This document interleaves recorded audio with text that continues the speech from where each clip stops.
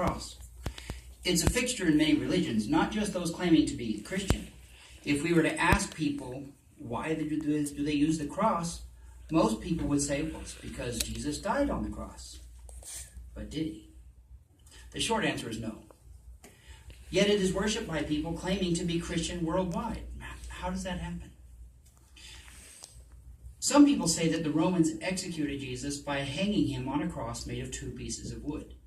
But it is important to know what the Bible says. For that, we need to know 2 words. We're going to learn 2 Greek words today. They are the words xylon and stauros. There will be a test, so please remember those words, xylon and stauros.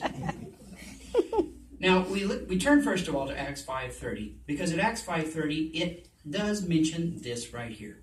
At Acts 5:30, it says, "The God of our forefathers raised up Jesus, whom you killed, hanging him on a stake."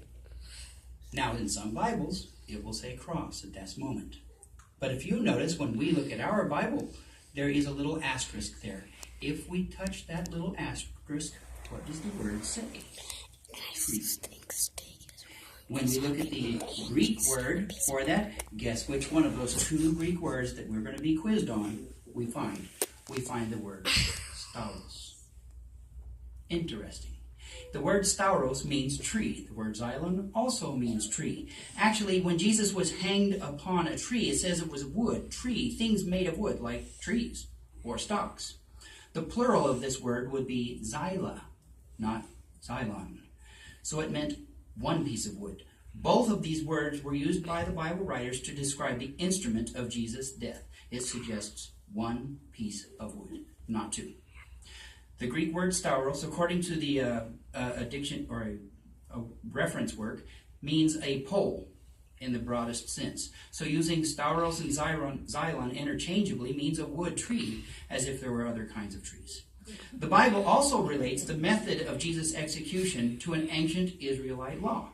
The law stipulated that if a man commits a sin deserving the sentence of death and has been put to death, and you have hung him on a stake, the one hung up is something accursed of God. It says this at Deuteronomy 21, 22, and 23.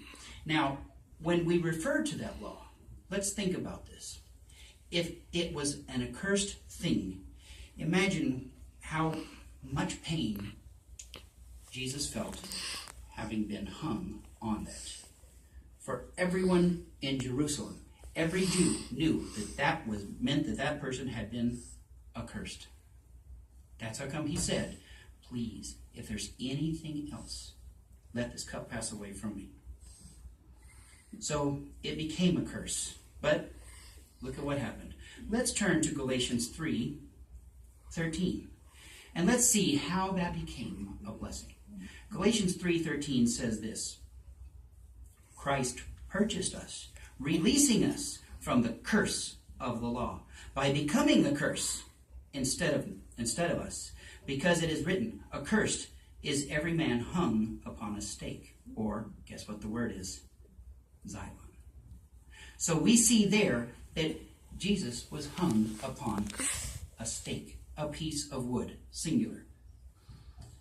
So if Satan was trying to insult God, we find out that he wanted to sustain their integrity. How better to insult him than hang him upon, not a cross, that was what the Romans invented later, but a stake that insulted Jews.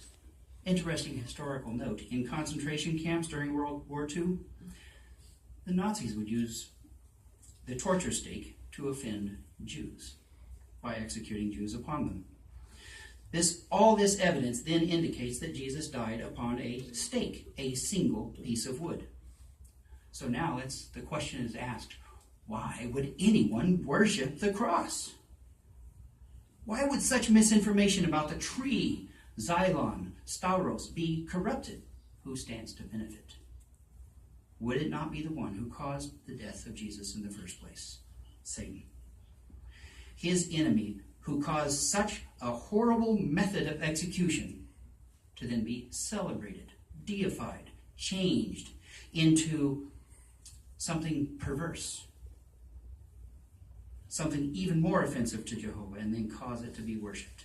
That would be truly satanic. And yet the people would venerate such an offensive symbol. This is what Satan, our enemy, does. What do we do about it? Well, we walk with our feet shod with the good news. We know what those two words are. What are they? Xylon and Staros. I heard it.